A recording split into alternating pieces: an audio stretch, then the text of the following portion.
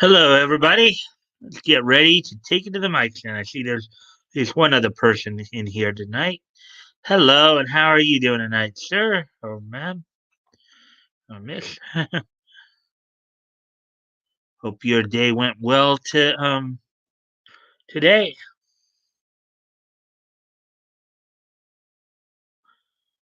We're just waiting on a few more people, and if you can like and share the stream. That would help as well. Um, just gonna wait a few minutes before I get started. See if we can get some other people in here. Hopefully, I hope you had a good day today. Hey, ATC, hello there, my friend. Hello. Got three people in here now. Goody. We're getting a few more people in here. As always, I always appreciate the likes and shares. Hopefully, we can get some more people in here. And depending about how many people, we'll get started soon. Anything exciting happen for you today, Toys, ATC? Oh, we only got, okay, we're back down to two people now. Excuse me a moment. I go off camera here. Sorry about this.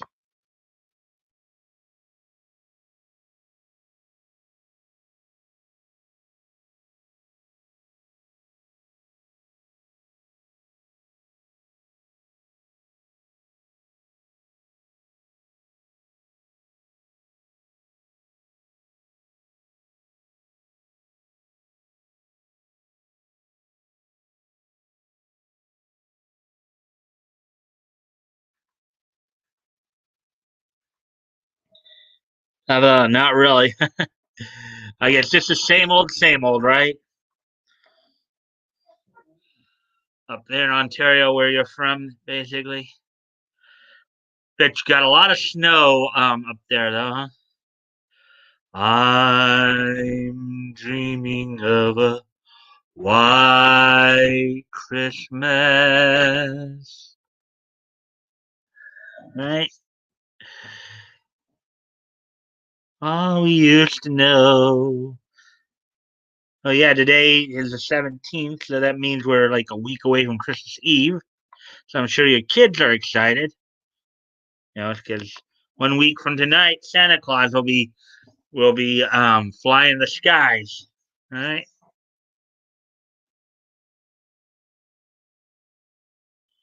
16 tons. What do you get? Another day older and deeper in debt. St. Peter, don't you call me 'cause I can't go. I owe my soul to the company store.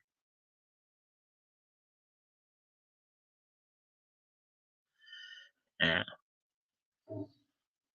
yeah, three people.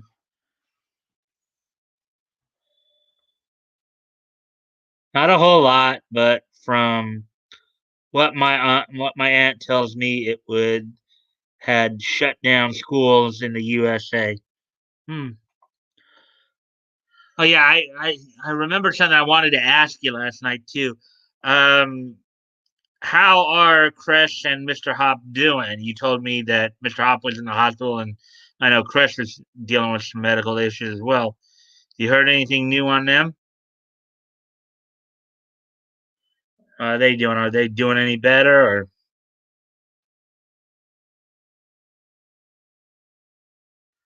16?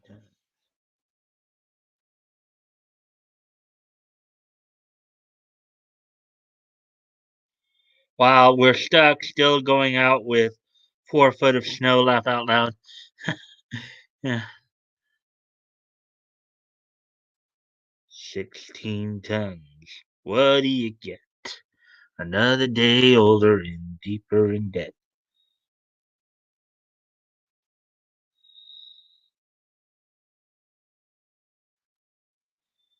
They're both doing okay. Better to reach out and ask. Yeah, well, though I'm not on Twitter, so I mean, um, I guess I could message them through their YouTube channel, I guess, as I normally would. I'll probably do that tomorrow when I send out the invites for tomorrow night's stream.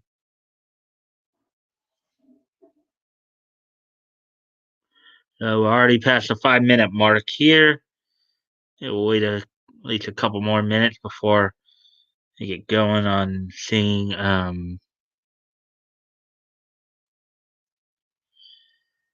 Basically, I picked out 4 to possibly 6 stories tonight, depending upon how fast we get through them. Um, so 16 tons. What do you get? Another day older and deeper in debt. St. Peter, don't you call me 'cause I can't go. I owe my soul to the company store.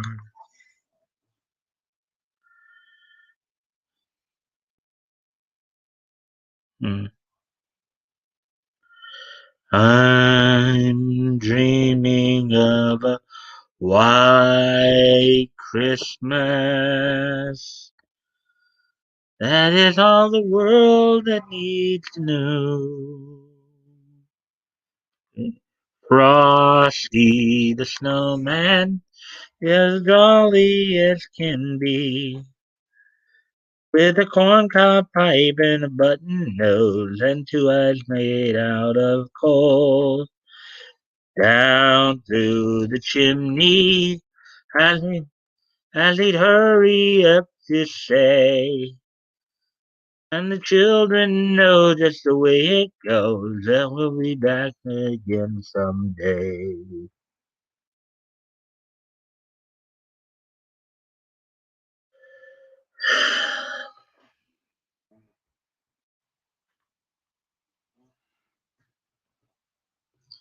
Let's see now.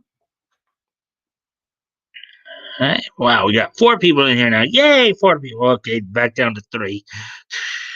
Oh boy. Anyways, okay, so yeah, 7.5, coming up on 8 minutes here. So here's basically what's on tap for tonight. As I just mentioned, I've got 4 to possibly 6 stories that I'll try to go through tonight. 4 definitely, and then depending upon how much time we spend on those, maybe up to 6. So among the stories I'm covering tonight, of course, um, some resolution in regards to the arsonist who basically went after Kyoto Animation. You guys down and the basically killing some people. Well, he was he was sentenced today, I believe. Um, let's see. Yeah, he wasn't sentenced. He was charged. He was charged, and we'll go through that article. Um, Also on tap for tonight. Basically, We're gonna look into a Yu-Gi-Oh article explaining why season 0 looks so different from season 0. Did not air in the states here. We started with what we call season 1. As Duel Monsters. Then let's see. We have an article on AMVs, um, anime music videos, as well as Shonen Showdown. Who would win in a fight between Sasuke Uchiha and Deku of My Hero Academia? Those 4 plus maybe a couple other stories that might take a look at, depending on how fast I go through the articles here. So let's see. We're now at 9:46, so I think I will get ready to get going here. And thank you guys again for the likes and the shares. Hopefully, we can get some more people in here quicker. So now 9:57, 58. So 10 minutes. So here we go. Let's go ahead and get started and take a look at some of these interesting articles tonight.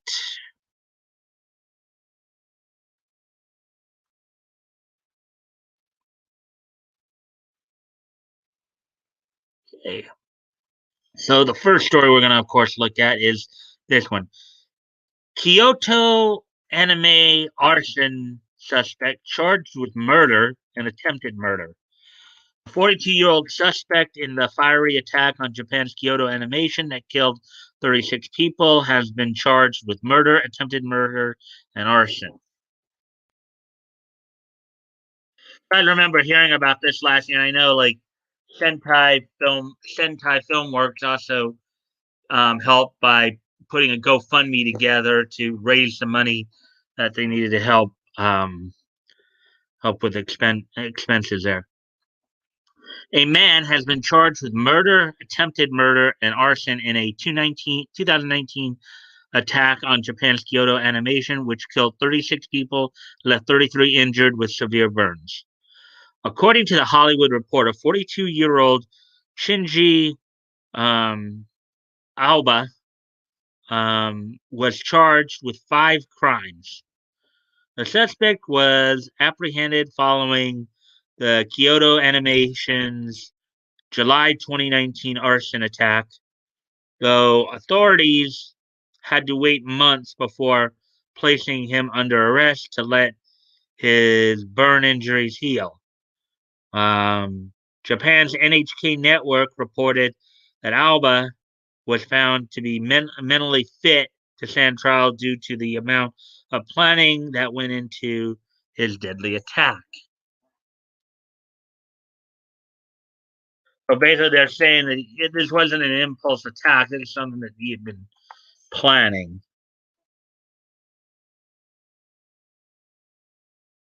Hey, Batgoat, sounds pretty anime heavy. I'll be zoning out probably. Well, yeah, I mean, sometimes, um, depending on how fast I go through these articles, Batgoat, I might, there are the other two after this will probably be comics related. So, but yeah, I picked out more of these anime stories, particularly this one because this one is a major headline here. It was covered last year, of course, the Kyoto anime fire, Kyoto anime fire. So, um, on the day of the attack, a person reported hearing an explosion from Kyoto Animation's first studio building, with the first starting around 10:30 a.m. local time. The police later found the suspect with a backpack filled with knives. The individual was caught pouring what is believed to be gasoline around the studio and setting it on fire. Earlier reports state Alba staked out Kyoto Animation after purchasing 10 gallons of gasoline. He reportedly spent the night in a nearby park before pushing the container through the studio's main entrance um, and setting it ablaze.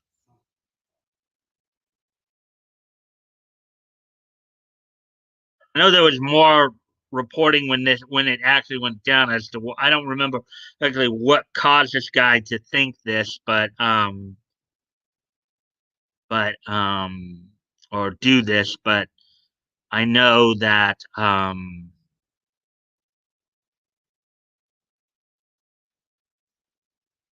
I know they did mention, I guess, some issues that he had with the studio or people at the studio. So Kyoto Animation is known for such anime series and original video animations (OVAs) as Full Metal Panic and Lucky Star, which I've seen both. Those are both really cool. Full Metal Panic is another one that's kind of in my top five, up there with Yu Yu Hakusho and Naruto. Um, Kyoto Animation Studio One, located in the Fushimi ward of Kyoto, Japan, was later demolished in early 2020 following the arson attack. Hideaki Hata, president of Kyoto Animation, stated the company often received notices such as death threats starting a few years ago. Um, the hashtag Pray for KyoAni and Pray for Kyoto Animation began trending on social media following the attack. An internal investigation by Kyoto Animation revealed that a Shinji Alba submitted a draft during. Oh yeah, this. That's right. This is what it was. Submitted a draft during the studio's many fan submission contests, though it is unclear if this is what provoked the suspect. I know that part of what. Yeah, that was. It was believed that what possibly provoked him to do this was being rejected. I guess his story being rejected or something like that. But anyway, so that's all for that one. See if you guys are saying anything about that. What else you might be saying there? Let's see. Hey, Matt, go. We got 5 people in here. Yay, 5 people. Yeah, I remember this. Yuck. Hey, toys. I'll be right back, guys.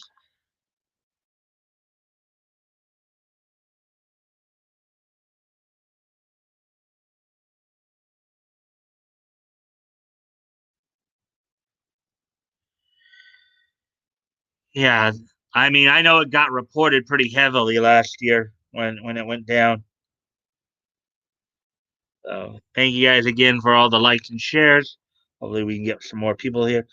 Hey, Woody, here. Let's see now. So as we move on, then everybody's here. Everybody's getting in pretty early tonight too. That's pretty cool. Oh wait. Oh, hey, Woody. Mm-hmm. All right, again.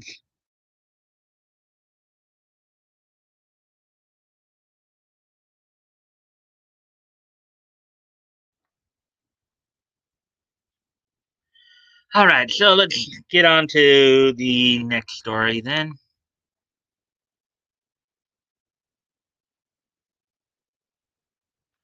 I'll have to try to slow it down a little bit here.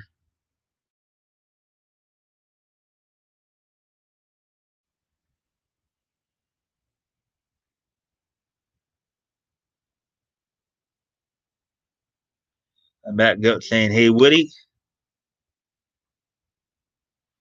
Okay, so this is second story that I wanted to do.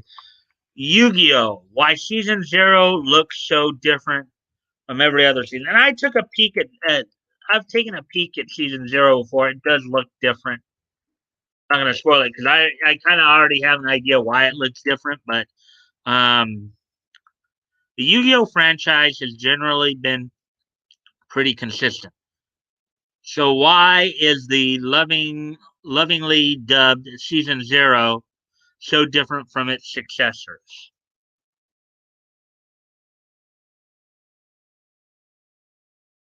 The Yu-Gi-Oh franchise has gone through a lot of changes despite sharing its name with the card game that's the focus of most of its anime. Yu-Gi-Oh's anime career actually got its start another way, with what fans have lovingly called Season Zero.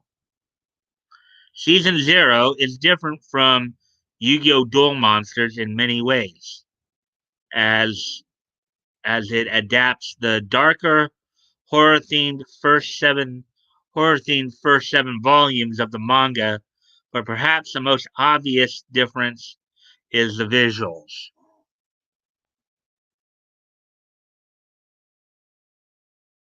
Animated by Toei Animation, which is what I knew.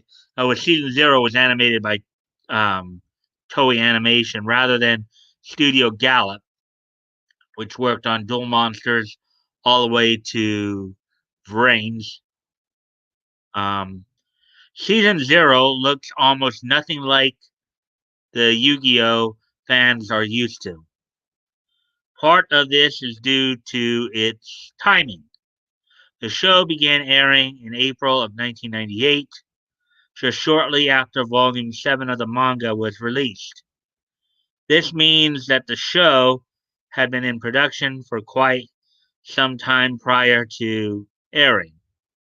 So, when creating model sheets, the animators were referencing earlier volumes.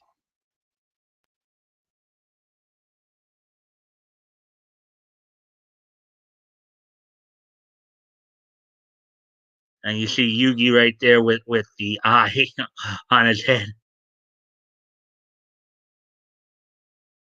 Unfortunately for them, mangaka Kazuki Takashi had not yet settled into what fans now recognize as Yu-Gi-Oh's signature style.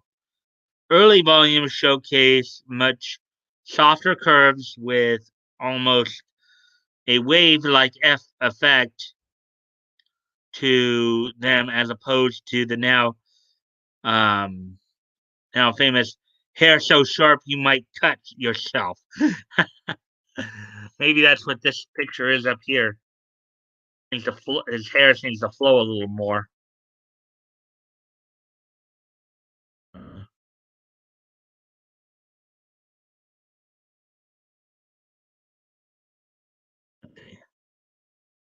and it was the style that Toei was trying to match. This is further supported by the fact that Yu-Gi-Oh! The movie, which was created after the series airing in 1999, much more closely matches the style that Studio Gallop ended up adapting for the series.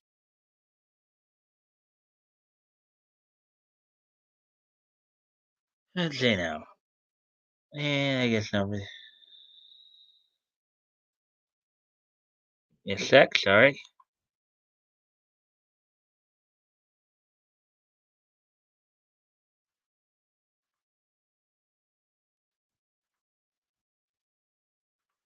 But that doesn't account for the other changes that were made, particularly in the palette department.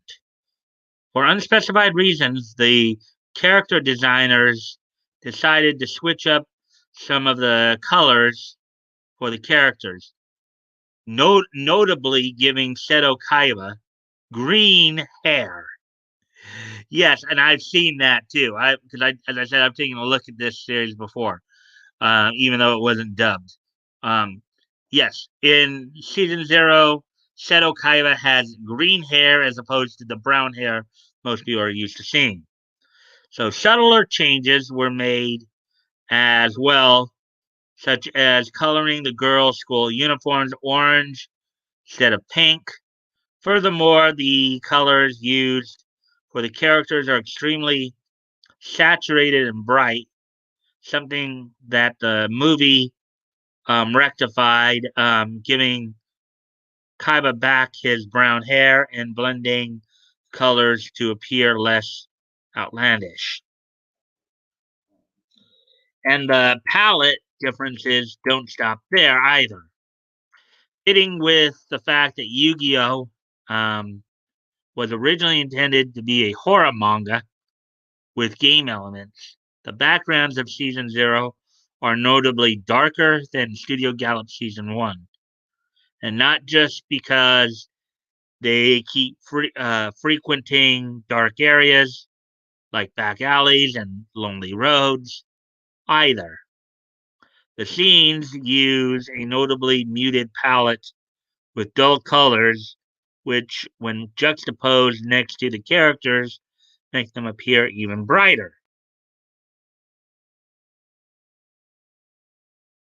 So this right here is a scene from season zero.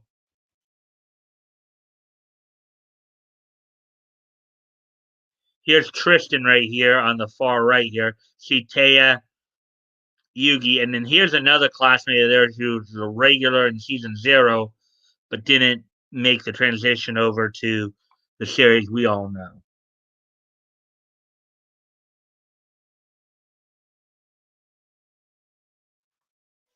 Excuse me one more time.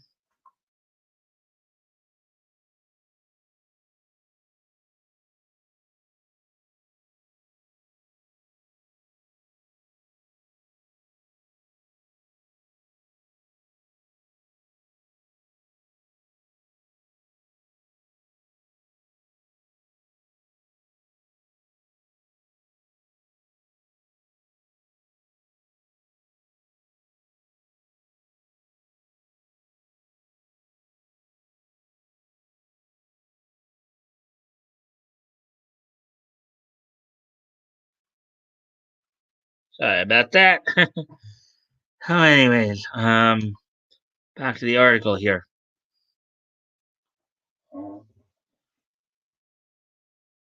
Not helping in the high contrast shading that season zero loves so much, particularly noticeable on the boys' school uniforms.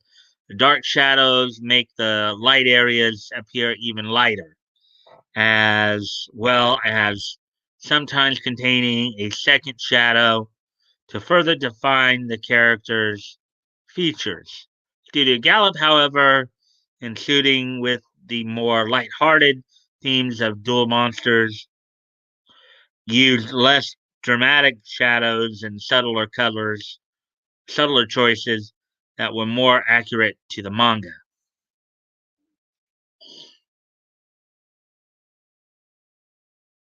Strangely enough, another reason season zero looks so weird is the animation itself. Toei clearly put a lot of work into the series, making the characters expressive and fluid, whatever possible, whenever possible. Studio Gallop, on the other hand, due to the characters being mostly static, as they played a card game, were free to put the resources instead into a consistent, well polished style. As a result, Studio Gallop's animation is much stiffer, but no doubt they were able to save time and money by reusing animation between episodes. Toei's animation, however, is less on model, but more expressive and really sells the dark tone they were going for. And that looks like that's the end of that article.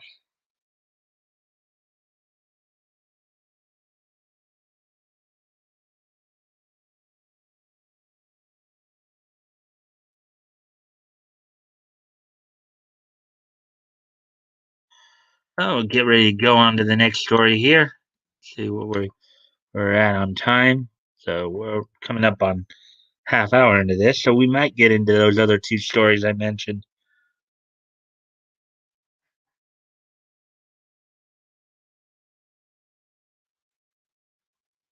Anyways, as we continue down the list here,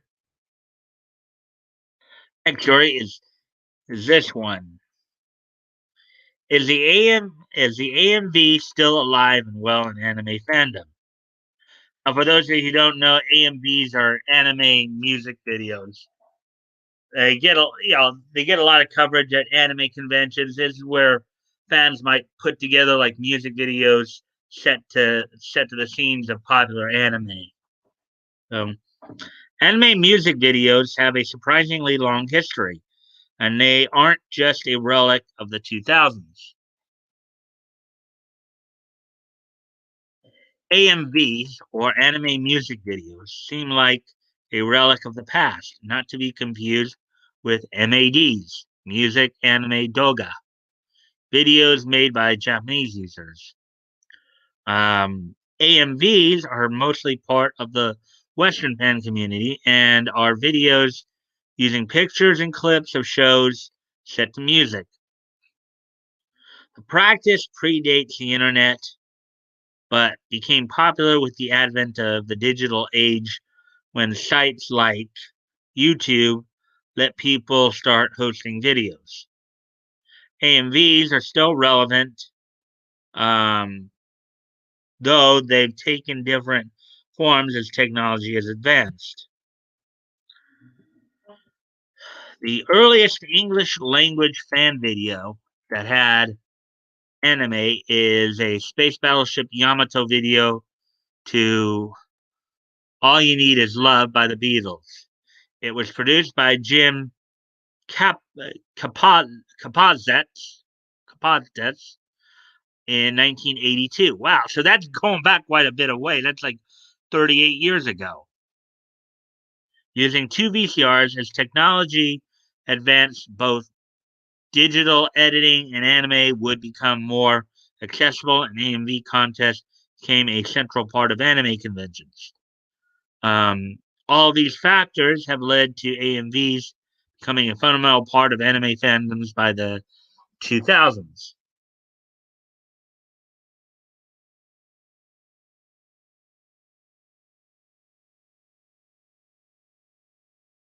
AMVs encompass many genres and various media, usually screenshots, stills, fan art, and video clips, but some editors include manga scans or even have their own hand-drawn animations.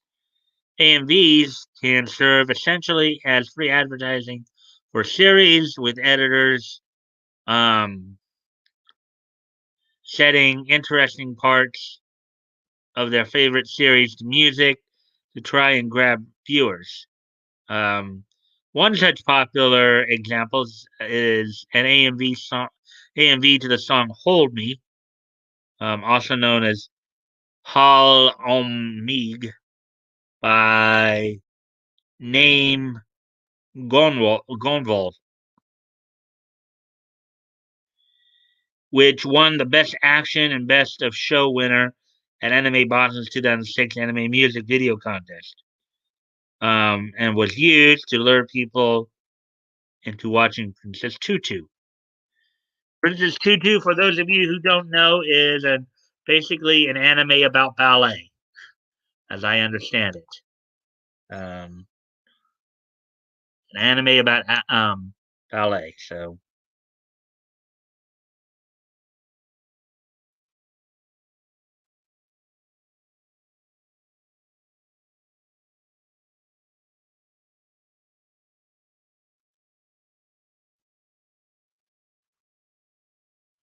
what that good has to say here. I remember one of these from the 90s called Girlfriend. I hated it and hated the hype.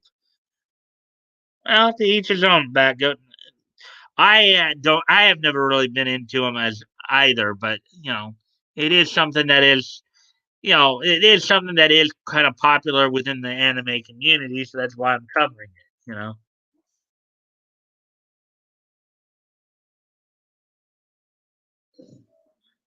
Many different songs were used, but primarily popular genres were pop and rock. Linkin Park was a popular band associated with Dragon Ball Z videos to the point that where they get the nickname Lincoln Ball Z. Oh, that's kind of funny. Let's see, Lincoln Park.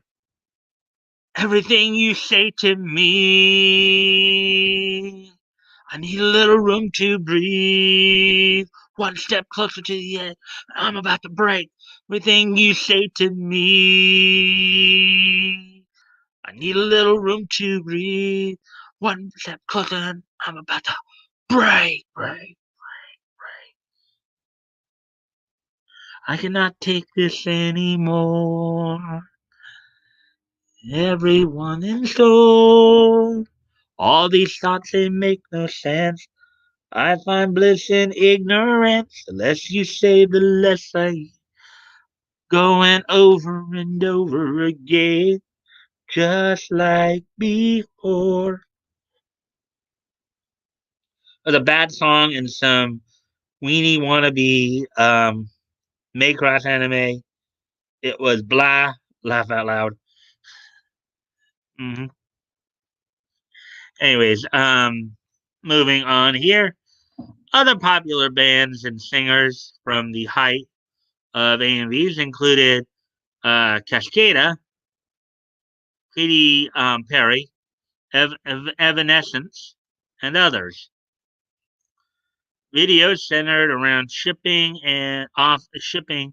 often featured songs like Mouth Chick Gay by Tattoo. All the things you said running through my head, running through my head, running through. I don't think that's Mouth Chick Gay, but Tattoo did the theme song for Victoria back in the, I think, late 90s in the WWF. Let's see. Very popular with yaoi ships. And I will go down with the ship by the. Yeah, I remember that song. and surrender. No more flag across my.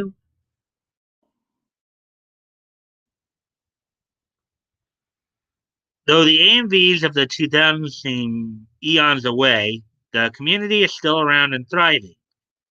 Above is an example of a modern AMV taking clips from anime like the heroic legend of Arslan, Vinland Saga, Demon Slayer, and Attack on Titan. Practice is still popular though. Video editing has definitely got better. Looking up AMV in a search bar won't just take you to old, blurry examples recorded by camcorder or be edited like like a slideshow with WMM. Even older fandoms like Naruto will have new examples employing popular current songs and using more advanced programs like Adobe, After Effects, Premiere Pro, etc., and or even simpler movie um, videos can even be edited on phone as well as using apps like Prequel, Adobe Clip.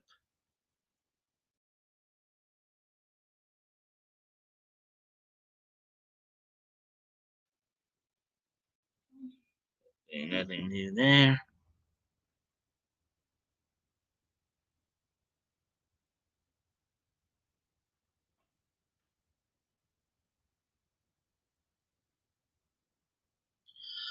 Parallels can be drawn. Um, AMVs have also possibly modernly coincided with fan cams. Fan cams are primarily associated with Korean pop idols and have received attention in the news as they've been used as a tool for political protest, um, such as the viral Georgia fan cam. Many of the techniques and songs used with AMVs have also been employed in fan cams. Above is an Avatar the Last Airbender fan cam set to Say So by Doja Cat. Um, However, fan cams are usually much shorter in length than traditional AMVs, usually only under a minute long to adapt to Twitter and TikTok's limits on video links and user shortening attention spans. Fan videos involving anime have an incredibly long history, evolving from the old VHS VCR days to adapt to new sites and times. Video editing is still a hobby, heavily enjoyed in fandom, and probably won't be going away anytime soon, especially as technology becomes even more user friendly and accessible. And there we go with that article. So let me see.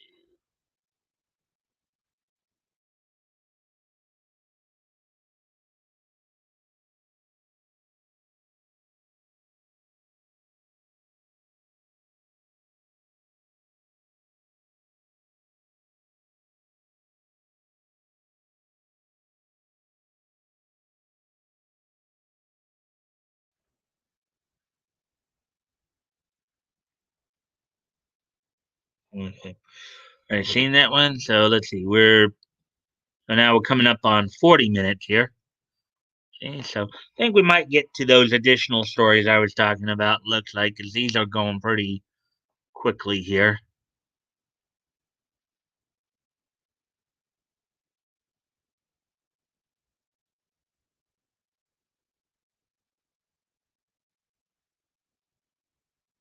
Why is this not?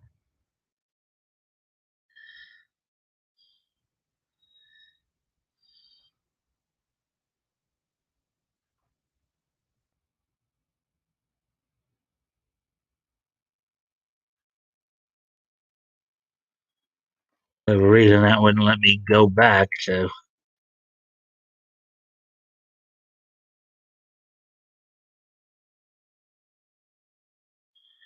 for the last story here, Shonen Showdown.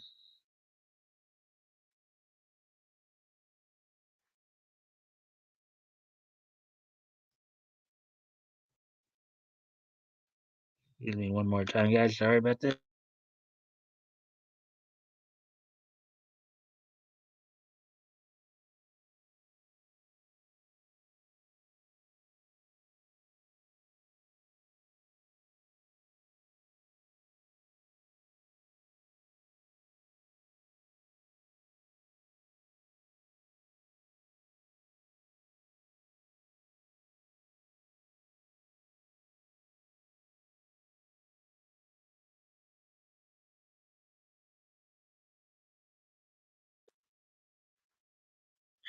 Alrighty then. So this last story, well, this is going to be the last because there are a couple more I can go through.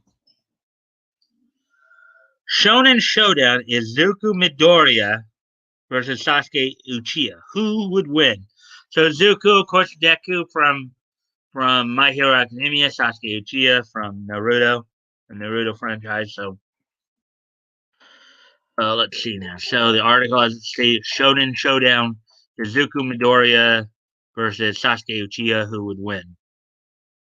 My Hero Academia's Izuka is a rising Izuka is a rising star, and Naruto Sasuke Uchiha is the ultimate rival. They clashed. Who would triumph? You see, of course, Sasuke's bleeding eye right there, and and Izuku Midoriya Deku there as well.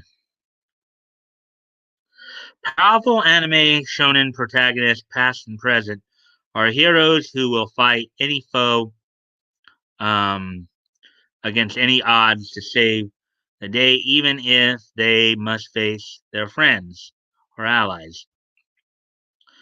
In the My Hero Academia world, Izuku Midoriya is the star, and he has formed intense rivalry with childhood friend Katsuki Bakugo um, to see who can become the next symbol of peace first. Um, in the Naruto world, Naruto has a fierce rivalry with his frenemy um, Sasuke Uchiha. What if worlds crossed and Izuku developed a rivalry with Sasuke instead? Izuku is burning with ambition to surpass the Great All Might.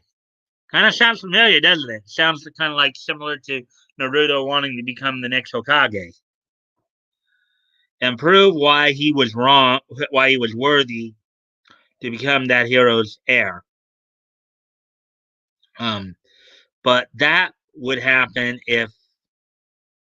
But what would happen if he faced Sasuke Uchiha, who's ready to prove his family's reputation on the battlefield? Let's pit them against each other and find out. Interesting to see how this works.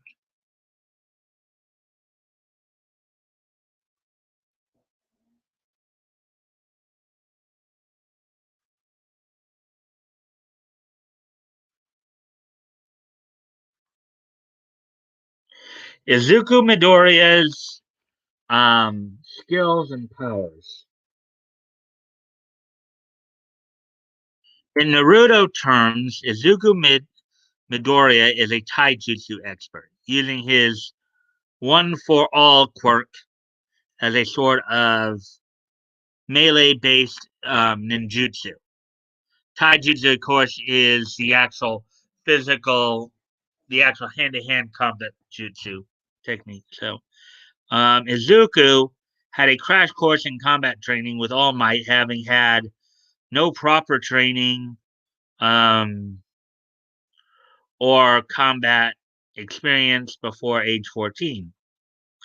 In 1 year's time, Izuku performed endless strength and endurance training and martial arts training with All Might, and he later learned a great deal more from All Might's own teacher, the elderly Gran Torino.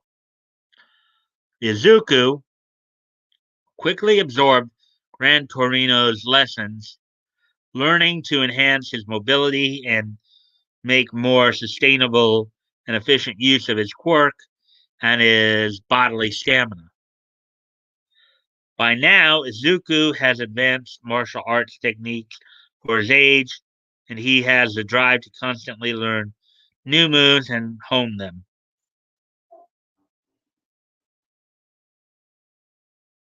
Izuku's quirk is one for all. Is a power charging quirk. With it, Izuku can release devastating blasts of power, um, but he has to scale it according to his physical endurance. As of the anime, he cannot yet use one for all at 100% consistently. He can, however, easily use 5% of his maximum strength, and he can perform smash attacks with his fists to blast away his enemies and create strong winds. With his smash attacks, he can obliterate the ice formations of Shoto Todoroki and strike even against Shoto's fire half.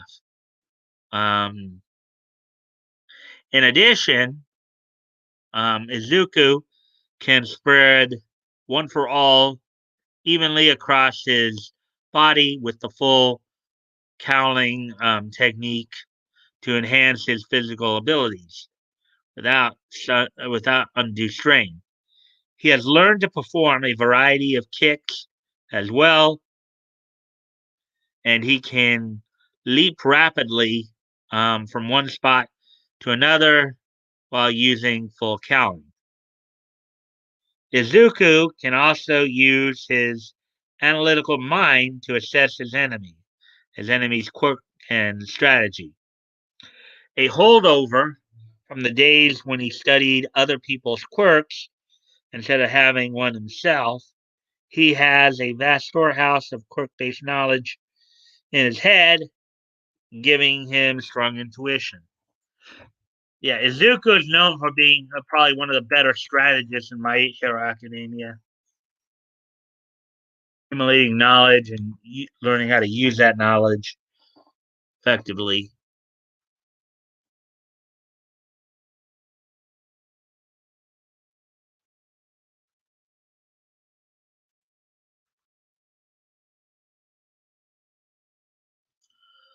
Sasuke Uchiha's skills and powers. Like Izuku, Sasuke is an expert in taijutsu, um, though it's not his specialty. He focuses more on aijutsu. Um, yeah, I think it's called in Japanese. It's referred to as dojutsu. Um, Sasuke boasts formidable speed, strength, and technique, like Rock Lee, and he has a vast amount of chakra to back all this up. Sasuke is also known to combine his Chidori technique with his Taijutsu. Um, so he can get up close and attack and deliver a knockout attack at knife range. Um, when he activates the cursed seal that Orochimaru gave him, his physical prowess becomes even more formidable. He is known to carry a sword as well and charge it um, with the electrical chakra that stun any enemy it hits.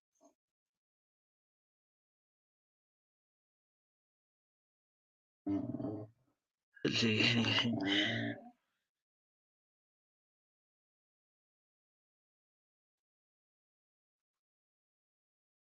Oof, vodka, Red Bull. Not sure if this will wake me up. Ah,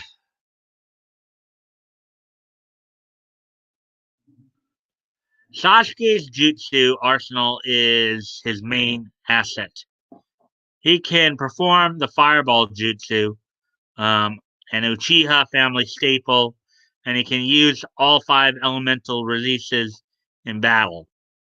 Um, yeah, element releases, element styles, such as the Chidori, lightning. His eyes are his best weapons. Sasuke inherited the Sharingan eye, as did his daughter, allowing him to track his enemies and study their jutsu. And he can use the Mangekyo Sharingan as well to create the all-consuming black fire Amaterasu or the Susanoo. In addition, Sasuke can perform summoning jutsus, often summoning hawks or snakes in battle. He was originally taught the snake summoning by Orochimaru, and then he somehow ended up making an agreement with hawks. So, excuse me a moment. Gotta go off camera for a sec.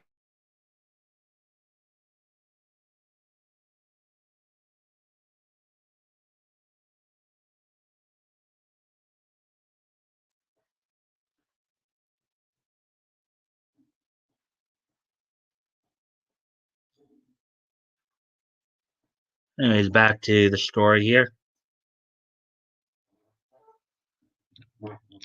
Sasuke's mind is yet another weapon of his, and he is quite cunning. He never reached the heights of Shikamaru Nara, who is a tactical genius, but Sasuke is still savvy enough to strike his enemies when they are when they are weakest or most vulnerable. He used Genjutsu to deceive Danzo, the Hokage, in their duel and take him down. Sasuke always makes sure that he knows his enemies' strengths and weaknesses before fighting them. He's not the type to rush into battle or seek a challenge for the fun of it.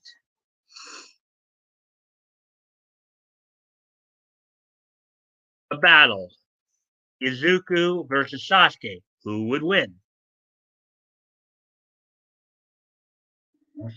Izuku would start the duel more seriously and intensely than Sasuke. Izuku would know at a glance that he is dealing with a strong opponent. So he'd open with full cowling to enhance his mobility and attack Sasuke from all kinds of angles. Izuku would test his opponent with regular kicks and punches. Um, Sasuke would evade with the insights of the Sharingan Eye. Um, this would just be Izuku's warm up, though. He can boost his speed further to catch Sasuke by surprise with a Carolina Smash or a Detroit Smash. Um, Interesting names, huh? Carolina. I wonder what the difference between a Carolina Smash is and a Detroit Smash. I wonder what the difference between the two is. Um, this would be when Sasuke gets serious. Sasuke's Chidori wouldn't be strong enough to meet a smash attack head on. Um, so Sasuke can outmaneuver Izuku and catch him with the Amaterasu, the Black Flames, um, instead. That alone should be enough to finish it, and if it's not, Sasuke can still use a Chidori lance to impale Izuku with lightning and stun him into submission. That's hmm. So. What do you guys think? You think that would be the case, or hmm.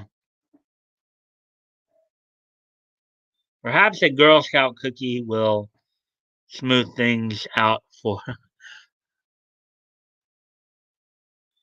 Yeah, good call. I have my portable vape um, all loaded up. How does it compare to Cleveland Steamer? Yeah. Hey, just got home. Going to eat and smoke with a neighbor. I'll be listening in. Hey, Anna. Hey, Anna. Yo, Anna. I'll join you in smoking.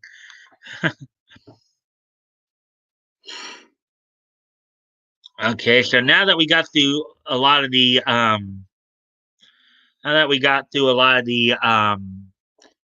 anime stuff, I'll go ahead and try to go through comic stories because there were a couple comic stories that grabbed my attention as well here.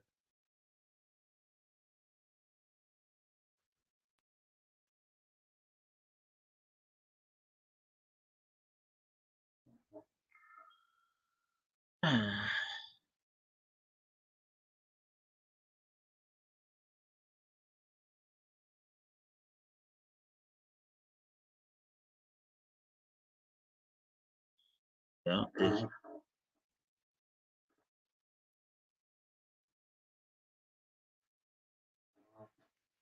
Oh yeah, I got some stuff called Dank Sinatra in my vape coming up on it.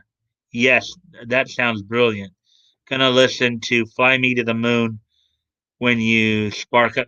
Kind of funny, Fly Me to the Moon was actually used as the ending theme for Neon Genesis Evangelion. Sounds like this would be good for rolling a doobie doobie doo. Scooby Dooby Doo, where are you? I got some work for you now. Come on, Scooby Doo, I see you. Pretending you got a shiver. You're not fooling me. Oh, I could see the way you shake and shiver. I don't know, Woody, that was good. You know you got 'em. I get you. I got many, many Spark songs. Doobie Snacks, Jay and Silent Bob. Scooby Dooby Doo, where are you? Got some work to do now. So here we go. We're now going to get into some comic stories here. Batman Beyond Justice League Unlimited is still Terry's best origin. While Batman Beyond recently made a change to the origin of the future Batman, the story depicted in Justice League Unlimited is still the best.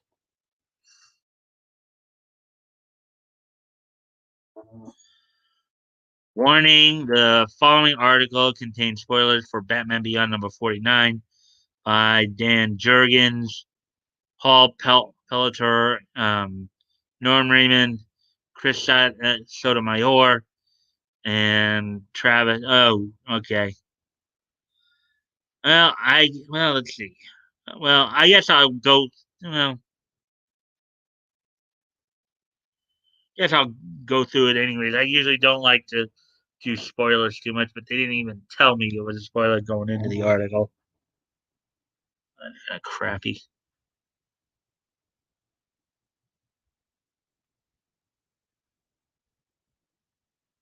Anyways, and Future's End, the Batman Beyond timeline has become very fluid, incorporating key aspects of the DCAU cartoon with elements from the DC mainstream books.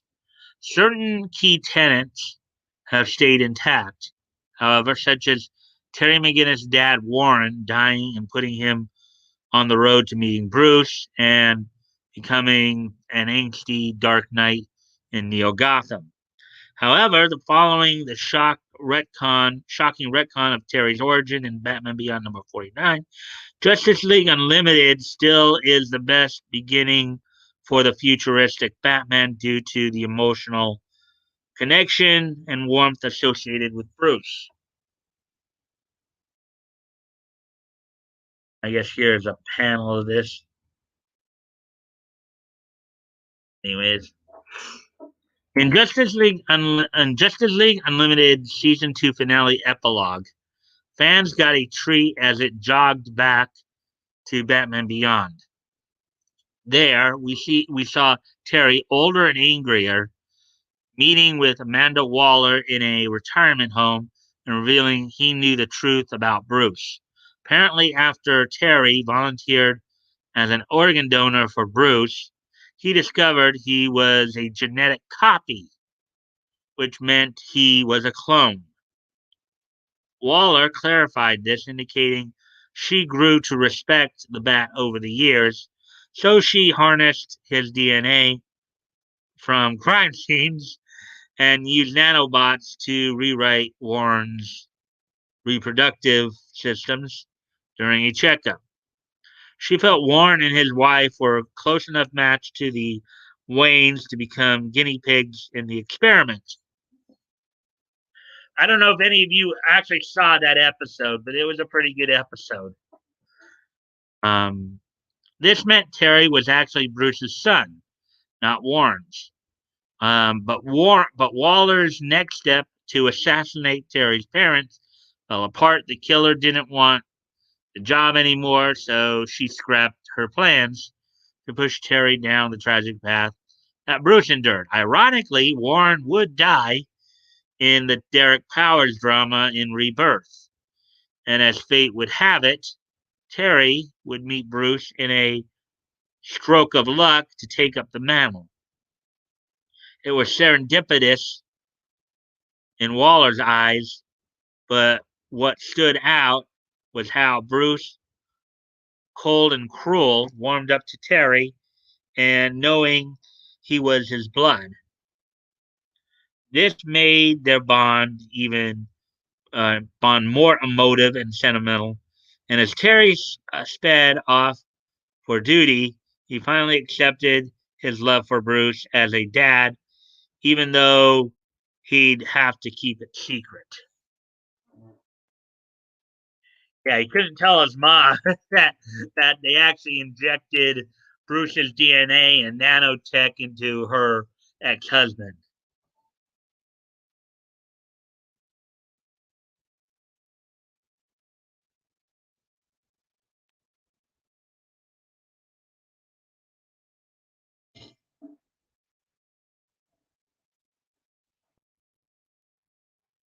See what you guys are saying here.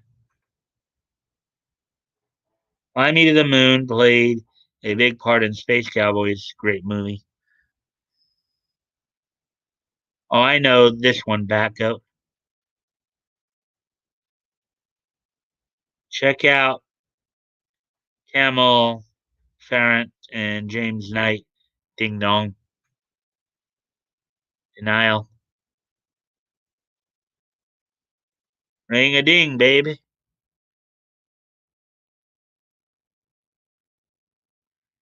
Dang, woman.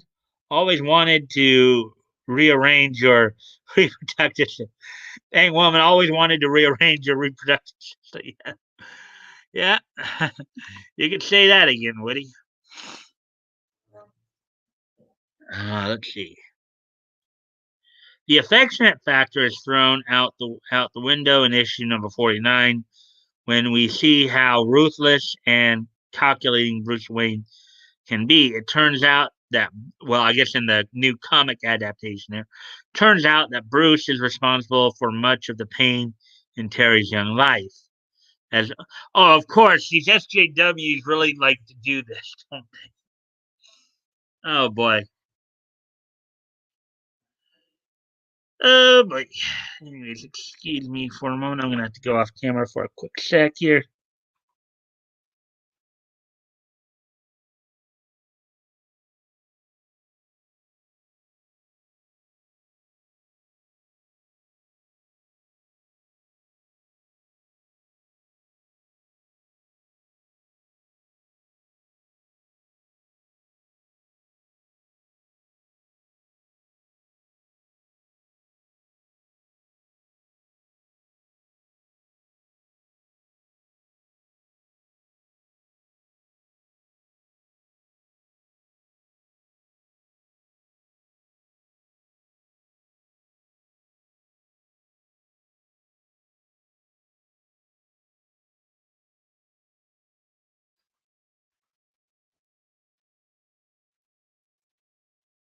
My women always wanted to rearrange my face. Ouch. Oh boy.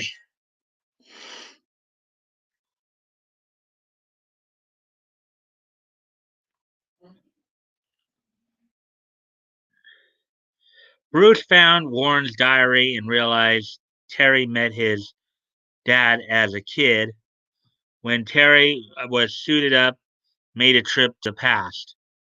Bruce knew a time anomaly existed, so he worked with Booster Gold and Matt, Terry's brother, to trick him into going to the past to save Warren. This closed the loop off, so Bruce basically used Terry to inspire Warren, thus creating the domino effect because it's the heart and sense of altruism he saw in Terry that would cause Warren to do the right thing, turn on his boss, and be killed.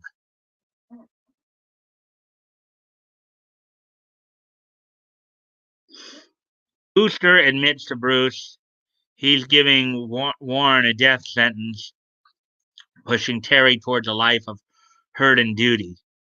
Bruce, however, isn't repentant at all, explaining that the world will always need a Batman, which he kind of said in the Justice League Unlimited episode too. Um, Waller was of the same mindset, but was not as cold as Bruce in the ultimate execution of her plan. Waller had no personal stake; she just needed a soldier and was always a villain, whereas Bruce loses his sense of virtue, knowingly destroying Terry's future with his ruthless time scheme. Well, that was in the comic.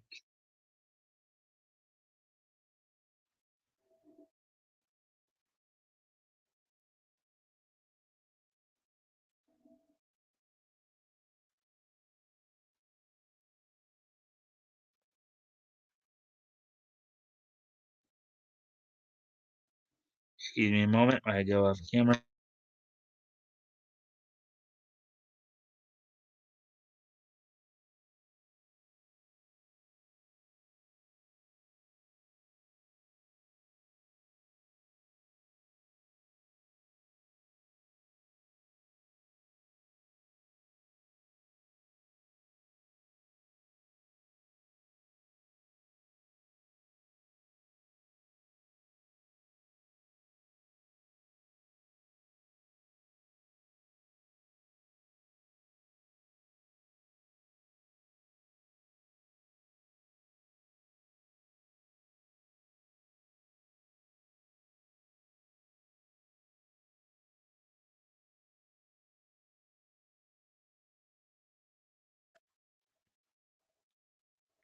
Okay, so we're now past the hour mark here, and I did see one more story here. First off, let's go back and see if we. Okay, so there was one more comic story here that I got my attention here.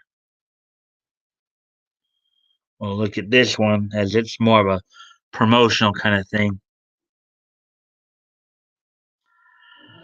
Diamond announces free comic book day 2021 plans.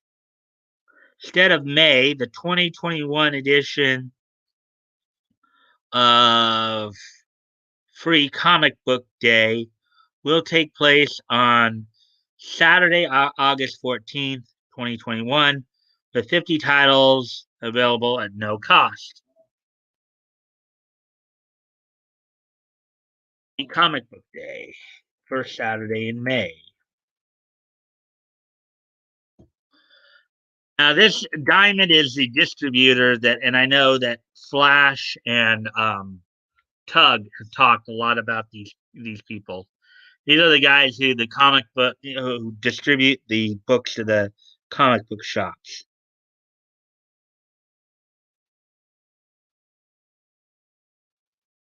Is it like Free Balloon Day and Bikini Bottoms? I don't know about that. background. I think it just has to do with free comic books. But let's take a look at this. Diamond Comic Distributors announced its plans for Free Comic Book Day 2021.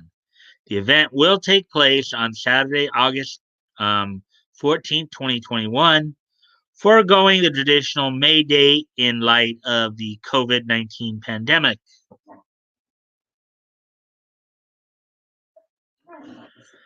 I am so happy to be making this announcement today and so proud of our work with retailers and vendors these last 20 years to bring more awareness to the comic books we all love. Geppy Family Enterprises President and Chairman and CEO Steve Geppy said, in the past 2 decades, fans have experienced some truly remarkable free comic book day events because of the commitment of our partners to create an incredible celebration of comics. Um, it's such an energizing day, and we look forward to making our 20th anniversary celebration the best one yet. Celebrating 20 years of FCBD, uh, Free Comic Book Day, I guess, is a fantastic milestone. Free Comic Book Day founder Joe Field added, Free Comic Book Day has been the introduction to comics for so many, and while the world has changed over these last 20 years, our love of comics and the power of comics to entertain and enlighten is stronger than ever. I'm thrilled. We're focusing on the um, fun-filled worldwide single day F, FCBD Free Comic Book Day again for 2021. I can't wait to see all the first-time comic curious readers as well as longtime faithful fans come together once again. The 2020 edition of Free Comic Book Day underwent several major changes due to the pandemic. After being seemingly canceled, it was redubbed Free Comic Book May before finally transitioning into a summer long event. And that's that for that one. I figure that's all of the stories that we got for tonight. Here we're already at an hour and 13, so yeah, there's 6 stories tonight. SpongeBob jokes always good. Highbrow comedy right there. One time we got in late and SpongeBob was on like MTV2 or something. The hall monitor episode was actually pretty funny. Um, hall monitor's classic Patrick and ice cream cone deputy hat. Ha ha ha ha.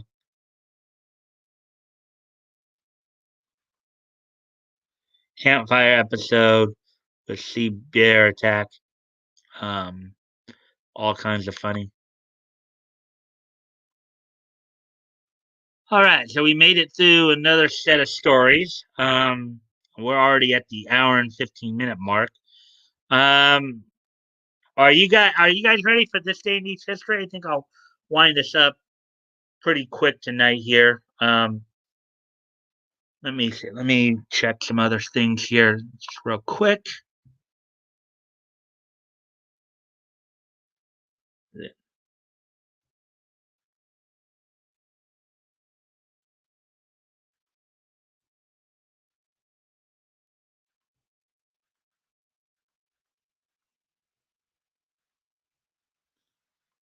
May 1936 we did last week. Yeah. So then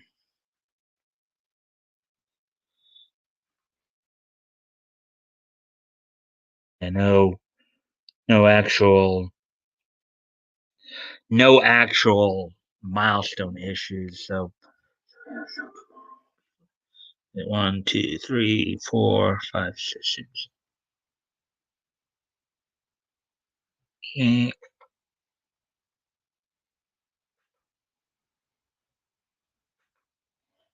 All right.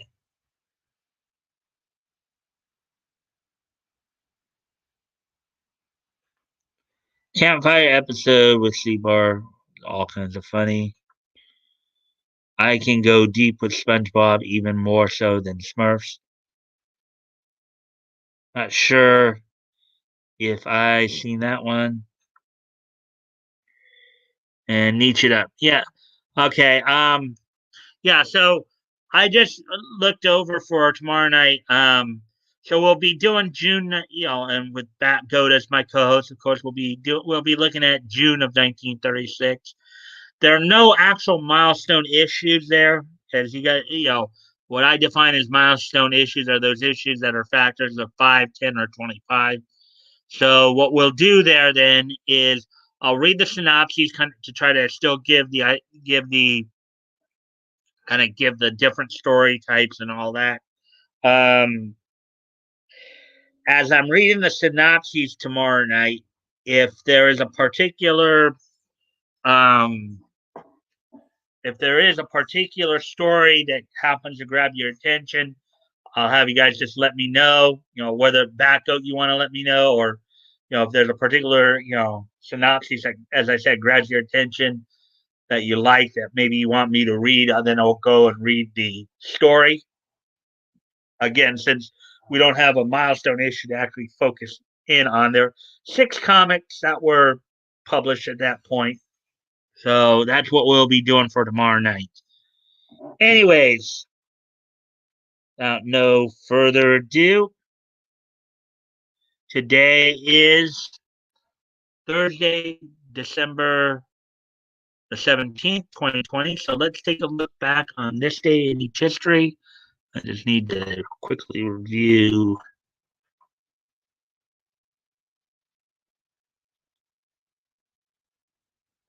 Okay. Oh, here we go then.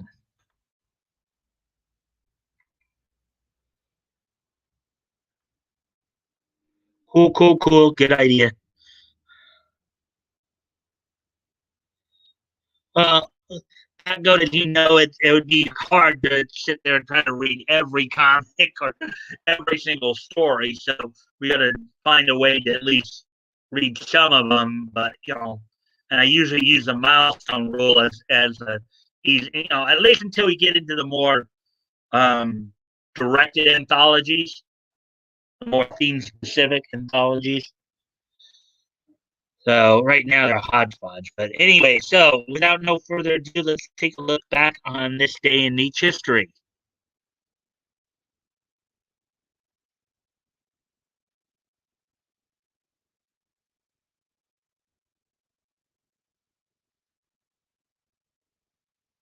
Okay, so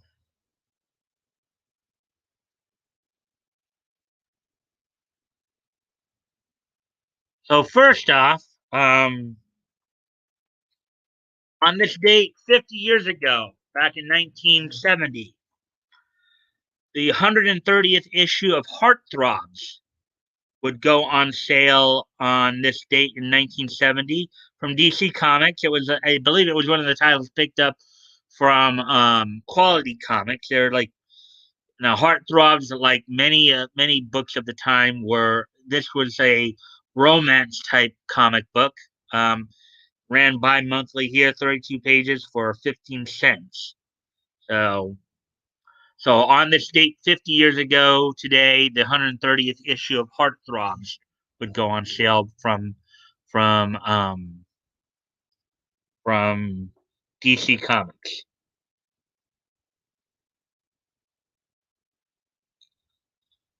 Let's see what else can we talk about here on this day in each history.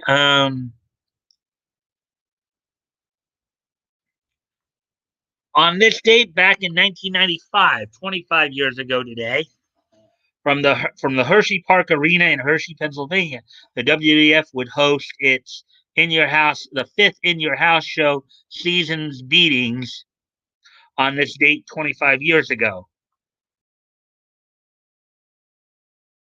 During the event, of course, the main event saw Bret Hart retain the WWF World Heavyweight Championship over his brother-in-law, British Bulldog, who was under the management of Jim Cornette and Diana Smith, basically his sister. Also on the card saw Undertaker defeat King Mabel in a casket match. You saw Ahmed Johnson defeat Buddy Landell in like 42 seconds. Hunter Hearst Helmsley would defeat Henry O. Godwin in a hog pen match. The night would start off on Heat with the free for all match being Savio Vega defeating Bob Backlund, and then the show would start off with Marty Jannetty teaming with Razor Ramon, aka Scott Hall, to beat Psycho Sid Vicious and 1-2-3 Kid. So, and Owen Hart would defeat Diesel via disqualification. Then you had a couple dark matches afterwards. Saw Goldust defeat Drew Strozzi and the team of Barry Horowitz, Hakushi, and Smoking Guns defeating the Body Donnas, Isaac Yankem, and Yokozuna. So on this date 25 years ago today, WWF would hold its fifth In Your House show, Seasons Beatings. Hubba hubba. So anyway, so now moving on to the last piece of niche history here for the night.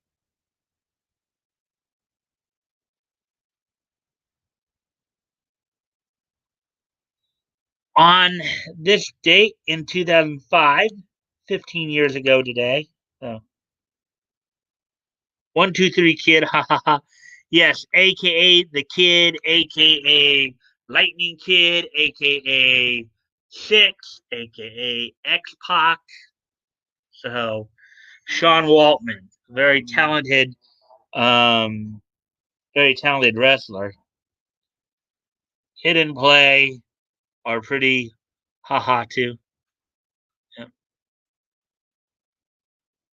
So, anyways, on this date in 2005, the anime movies Blackjack, The Two Doctors of Darkness from Tezuka Productions, and Mushi King, The Road to the Greatest Champion from TMS Entertainment would premiere in Japan on this date back in 2005.